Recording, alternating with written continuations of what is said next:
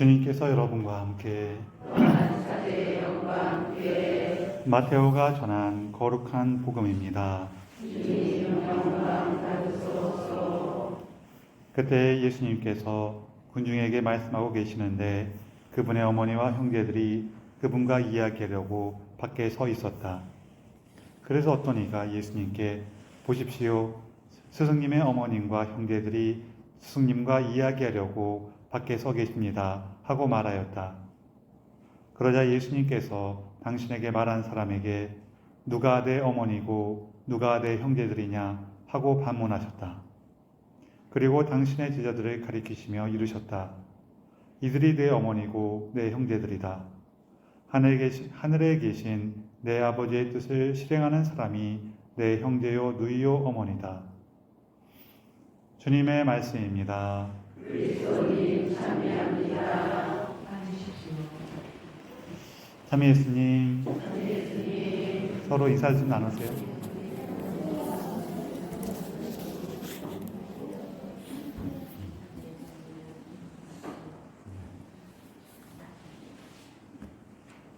엊그저께가 경칩이었어요. 경칩이 이제 개구리가 깨어난다는 절기인데 사실은 제가 어릴 때에는 이렇게 기후가 많이 바뀌었다는 걸 느끼는 게 제가 어릴 때에는 경칩이 추웠어요. 그때 개학하고 이제 처음 학교 가는 시기잖아요. 겨울방학 끝나고 봄방학 끝나고 옛날에 봄방학이 있었으니까 봄방학 끝나고 학교 가는 시기인데 이렇게 처음 학교 가면은 학교 가는 길에 그냥 다 물 고인 웅덩이도 다 얼어 있고 막 그랬었거든요. 근데 우리는 보니까 다 똑같잖아요. 아, 나이 좀 따뜻해졌구나라고 생각을 했는데 그러면서 제가 어릴 때 어떤 생각을 했냐면은 경칩이 개구리가 깨어나는 절기라고 얘기하는 걸 듣고 나서 나가보니까 너무 추워갖고 아이고 개구리 깨어났다가 다시 다 들어가겠네 이렇게 생각을 했었거든요.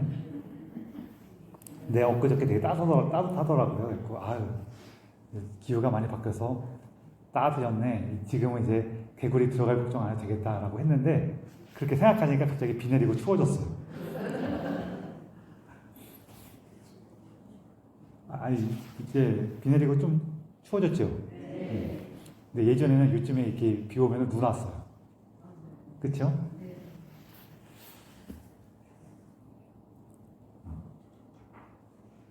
오늘 재밌는 얘기 하나 해드릴게요. 옛날에 이거는 되게 옛날에 전해지는 그 전설에 의하면은 테오필로라는 수사님이 있었어요. 이 수사님이 정말로 충실하고 열심히 살아서 참 저 수사님 훌륭하네 라고 생각을 했었어요. 그리고 마침 주교님이 돌아가셨어요. 새로 주교를 뽑는데 이 수사님이 갑자기 내가 이렇게 저 주교 자리에 가장 적합한 사람이 아닌가라는 마음이 들었어. 그리고 주위에서도 당신이 될 것 같아 라고 했는데 이 사람이 별로 안 좋아했던 다른 사람이 딱 주교가 된 거예요. 이 테오필로 수사님이 그걸 보면서 이게 다 하나님의 뜻이구나, 내가 겸손하지 못했구나 하고 반성했을까요? 아니면은 어떻게 이럴 수가 하면서 막 억울하고 그랬을까요? 억울하고 그랬어.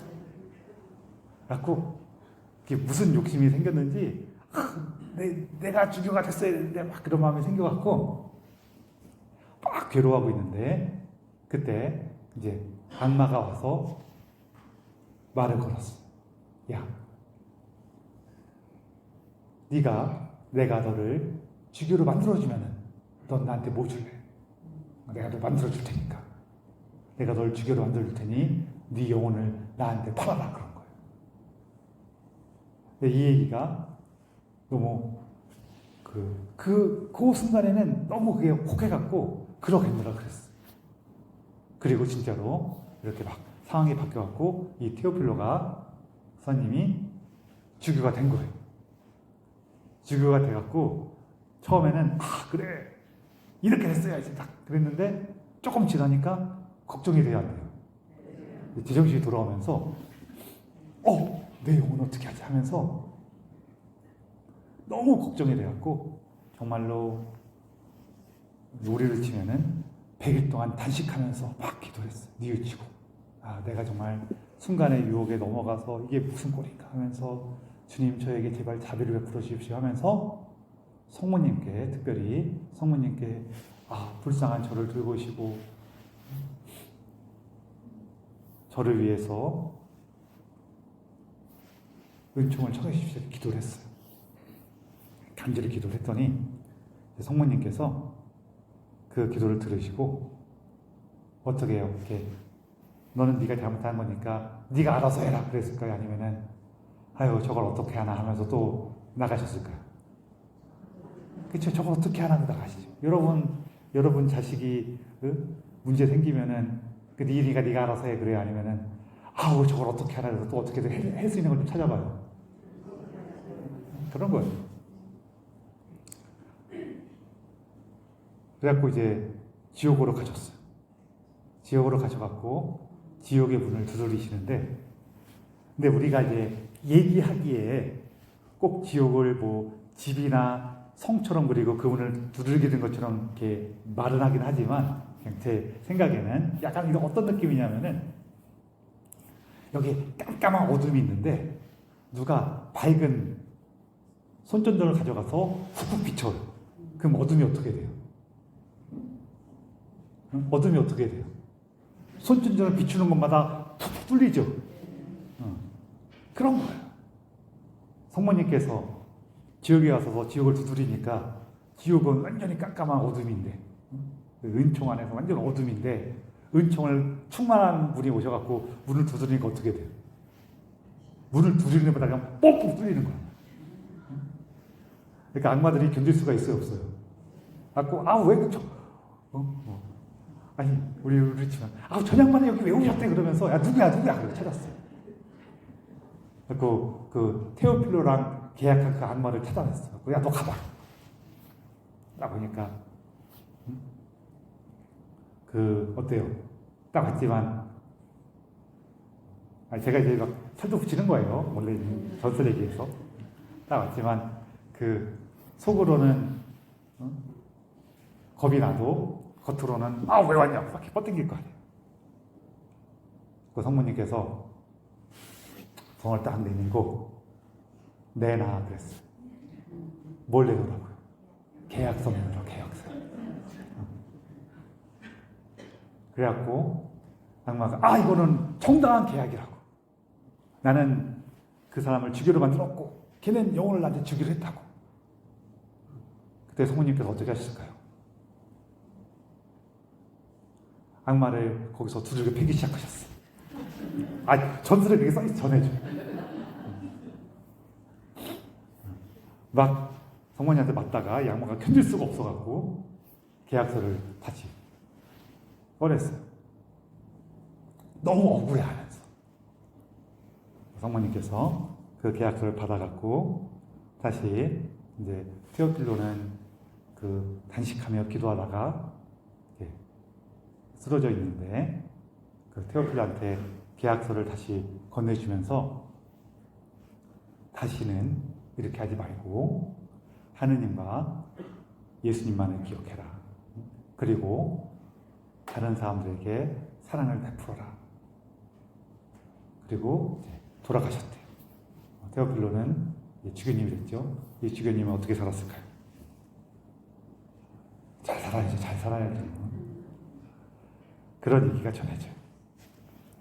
재밌죠? 오늘 이제 복음에서 제가 이 얘기가 더 재밌는 게 뭐가 재밌냐면은 이제 우리는 성인들에 대해서 생각할 때 이렇게 얌전하고 좀 이렇게 약간 조용하고 막 이런 이미지를 많이 떠올리는데 성모님께서 어떻게 하셨어요? 지옥까지 쳐들어가갖고 악마들 두들겨 패갖고 계약서를 뺏어오셨어요. 근데 여러분 제가 물론 이제 얘기하다 보면은 자녀들이 속썩이거나 그럴 때 특히 자매님들한테 그 아이 다 키웠으니까 이제는 아이의 삶은 아이의 삶으로 내가 좀 존중해주고 물어놔줘야 됩니다. 이런 얘기 많이 드리긴 하거든요. 그렇지만 정말로 그 자녀들의 그 목숨이 사실 이 영혼은 목숨보다 큰 거죠. 그 생명이 경각에 달렸을 때에는 움직여요, 안 움직여요? 그 악마들하고도 싸우겠어, 안 싸우겠어요? 싸운단 말이에요. 그런 마음이에요. 그 모습이 사실 오늘 복음에 다 들어있어요. 여기 보면은 예수님께서 사람들과 함께 있을 때 예수님의 어머니와 형제들이 예수님을 찾아왔어요. 왜 찾아왔을까요? 여기 요즘에 우리 아들이 사람들을 가르치면서 그 큰 예언자로서 마치 예언자처럼 예언자들로서 마치 예언자처럼이라니까 예언자가 아닌 것처럼 아니었다는 얘기 좀 들릴까 좀 애매하긴 한데 그 예언자로서 당신 자신을 크게 드러내셨대 막 얘기 들으니까 나도 가서 저기 뭐 부탁도 하고 한몫 받아와야지 이러고 왔을까요? 그러진 않았을 거예요. 물론 마음 한편에는 뭔가 예수님께서 이렇게 이름이 퍼지니까 그래도 어떻게 지내나 정말로 그렇게 훌륭한 모습인가 하고 한번 보고 싶은 마음이 있을 수도 있어요. 한편으로는 그런 게 있었겠지만 근데 여기 지금 다른 문제가 있어요. 사실은 더 큰 문제가 뭐가 있냐면은 요 앞부분에 보면은 예수님이 미쳤다는 소문이 돌았어요. 이게 미쳤다는 말이 되게 넓은 의미이긴 해요. 저기 정말 정신이 나갔다 막 이런 의미도 있을 수가 있지만 또 왜 그렇게 보이냐면은 예수님은 아마도 그 당시에 정식 교육을 받지 못한 사람이었을 거예요. 예수님의 그 생애를 이렇게 짐작해 보면은 훌륭한 교육을 받지 못했을 거예요. 마을에서 하는 뭐 기본적인 그 말씀, 성경이나 율법에 대한 교육은 받았을지 몰라도 이렇게 사람들을 나서서 가르칠 만큼 그 높은 교육을 받지 못했을 거예요. 그런데 그 예수님께서 정말 그 열정과 분명함을 가지고 사람들이 가르치는 걸 보면은 그걸 보고 사람들이 쟤 왜 저래? 쟤 미쳤나봐. 이런 얘기를 할 수가 있어요. 그래서 오죽하면은 마귀 들렸다라는 말이 있었어요. 그 앞에 마귀 들려서 좋다.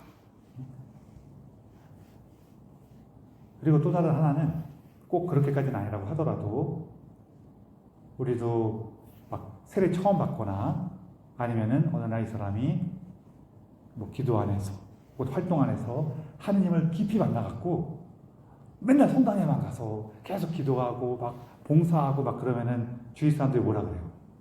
쟤는 성당에 미쳤어 이러잖아요. 그렇죠? 저는 성당에 미친 분이 좀 많았으면 좋겠어요. 성당에 미치면 안 되지 사실은. 예수님께 미쳐야지.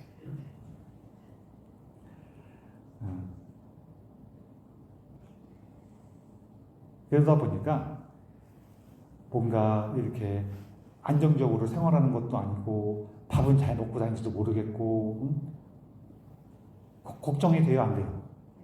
그래서 그 예수님 찾아온 거예요. 예수님을 보고 싶은 마음도 있고 또 걱정되는 마음도 있고 또 뭐 상황에 따라서는 정말로 문제가 생겼으면은 데리고 가야 될 거 아니에요. 그렇게 해서 오셨는데 여기 보면 예수님과 형제들이 왔다라고 되어 있어요. 다만 여기서 나오는 형제들은 다들 아시겠지만 예수님 시절이나 혹은 이 성경이 쓰여진 그 당시에 그 즈음에 그리스 문화권에서는 예수님 당시에 이스라엘에서나 그 주위에 있는 그 나라들의 문화권에서는 친형제만 형제라고 하진 않아요. 우리도 이렇게 보면은 사촌이나 육촌이나 이렇게 형제들 모였을 때 그냥 형제들이라고 얘기하지 얘는 내 친형제고요, 얘는 종형제고요, 쟤는 제 종형제고요 이렇게 얘기하지 않죠.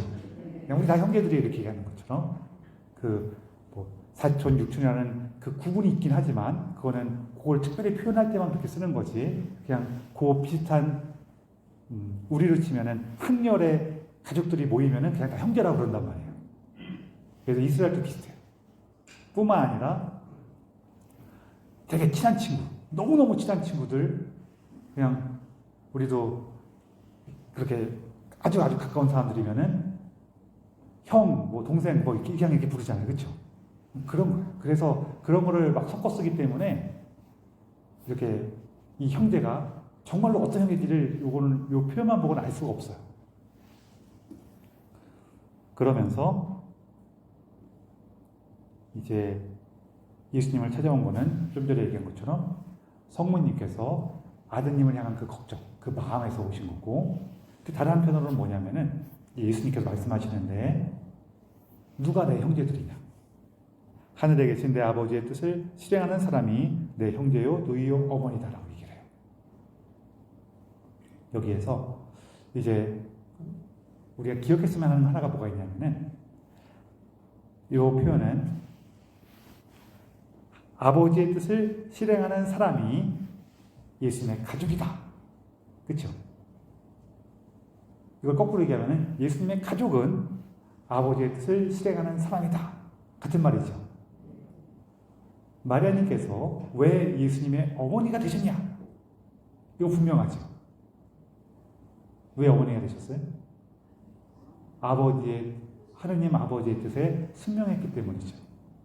하느님 아버지의 말씀을 듣고 따랐기 때문이란 말이에요. 그래서 이 표현이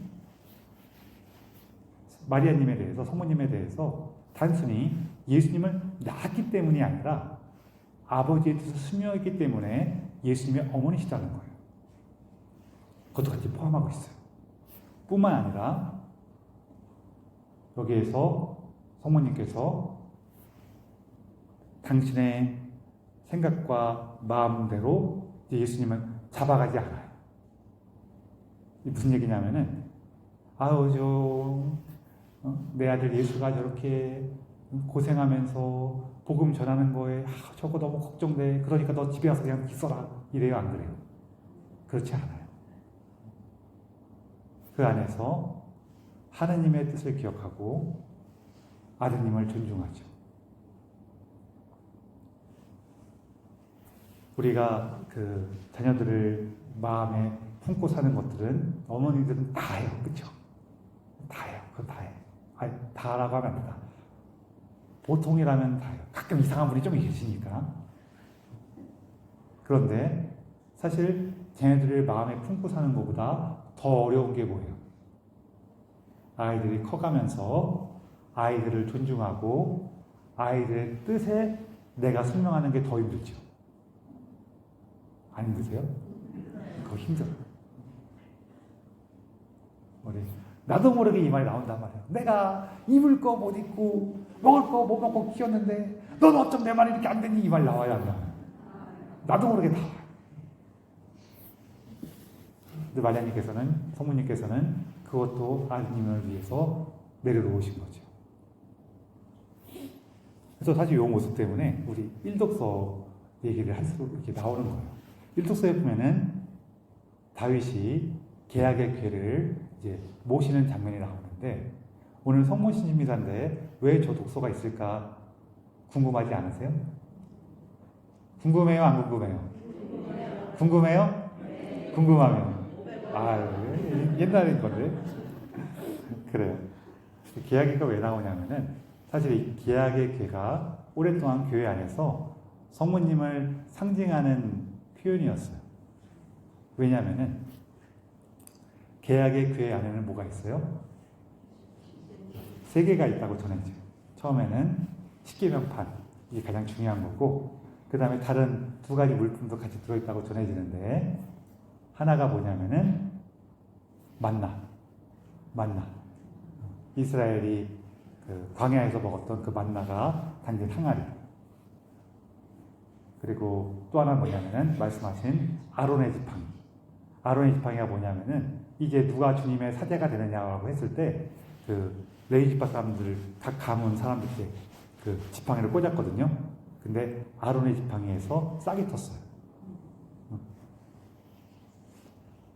그래서 이제 아론의 지팡이 그 지팡이의 주인인 아론 가문이 이제 레위 지파 안에서도 사대 가문이 되는 거예요.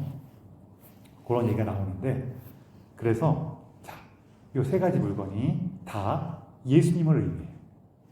십계명판은 원래 처음에 하느님께서 주신 십계명판이 있었어요. 근데 그건 어떻게 됐어요? 그걸 깨트려 버렸어요. 왜? 이스라엘 사람들이 황금으로 송아지를 만들었고 있는 걸 보고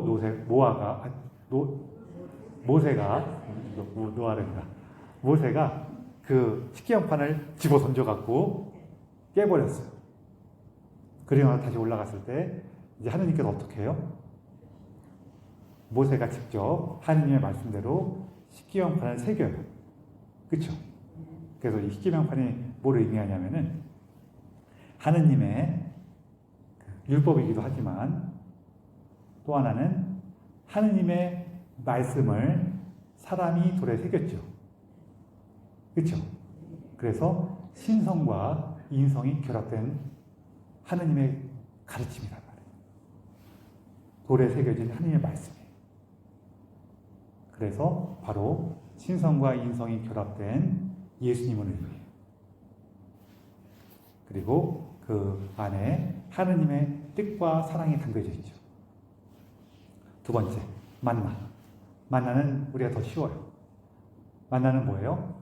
하늘에서 내려온 빵이에요. 하늘에서 내려온 빵, 누구예요?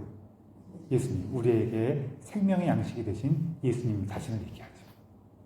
마지막으로 아론의 지팡이. 아론의 지팡이는 첫 번째, 그게 싹이 튼 걸 통해서 아론이 사제로 뽑힌 거잖아요. 그래서 참된 사제이신 예수님. 동시에 이 예수님께서 죽은 것처럼 보이는 나무 지팡이에서 싹을 틔웠어요. 생명을 돌려주시는 참 사제인 예수님을 얘기하는 거예요. 그래서 요 예수님을 의미하는 세 가지 물건들이 어디 담겨 있어요? 계약의 궤. 그래서 예수님을 태중에 담으신 마리아님을 계약의 궤라고 이렇게 표현하는 거예요. 그래서 우리 성모님에 대한 호칭 기도나 이런 거 하다 보면은 중간에 계약의 궤라는 말이 나올 때가 있거든요.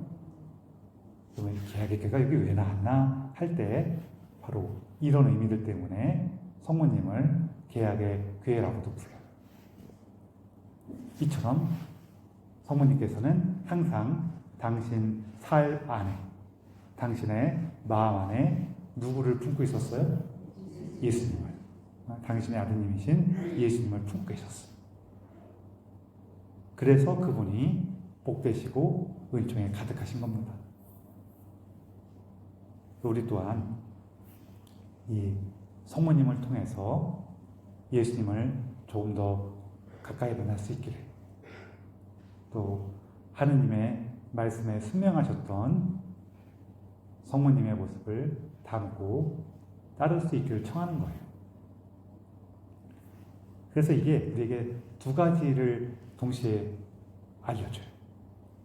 하나는 뭐냐면은 우리 또한 하느님의 말씀을, 예수님을 우리 안에 품고 살아야겠구나. 그래서 그분을 닮아야겠구나. 그렇죠? 사실 우리를 그리스도인이라고 부르잖아요. 그리스도인의 삶의 목표가 뭐예요? 그렇죠?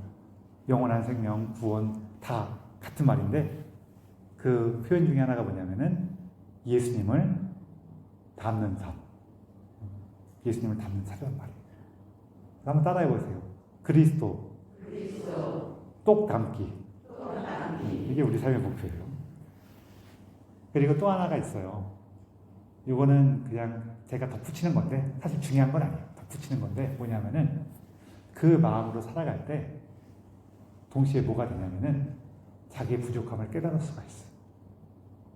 우리가 그냥 세상의 생각이나 세상의 마음으로만 이렇게 끌려다니며 살다 보면은 그냥 이렇게 사는 거지. 쟤들은 왜 저래? 이렇게 살게 되거든요.